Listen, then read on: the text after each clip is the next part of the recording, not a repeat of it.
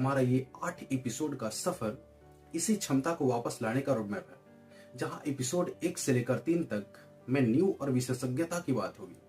हमारी यात्रा शुरू होती है एक न्यू से। एपिसोड 1 में हम बात करेंगे the world's best schools in Indian style. हम शुरू करेंगे कक्षा 1 से 5 तक हमारा फाउंडेशनल स्टेज से। फिनलैंड की तरह हम खेल आधारित शिक्षा देंगे, यानी कि गेम में हम बच्चों को सिखाएंगे। हम बच्चों पर बोझ नहीं डालेंगे। हम multi subject foundation, digital basics और सॉफ्ट स्किल्स पर ज्यादा जोर देंगे। और सबसे बड़ा बदलाव यह होगा कि 5वीं के बाद एक इंटरेस्ट मैपिंग एग्जाम होगा। कोई मार्कशीट नहीं, सिर्फ ये जानने की कोशिश होगी कि बच्चे की वास्तविक झुकाव यानी कि रियल इंटरेस्ट कहां पर है। इस एपिसोड के बाद आप भी कहेंगे कि हाँ, हमारा बच्चा अब बोझ से नहीं, समझ से आगे बढ़ेगा। वहीं एपिसोड 2 और 3 में बात करेंगे द रिटर्न ऑफ पैशन, यानी कि सिंगल सब्जेक्ट मास्टरी की।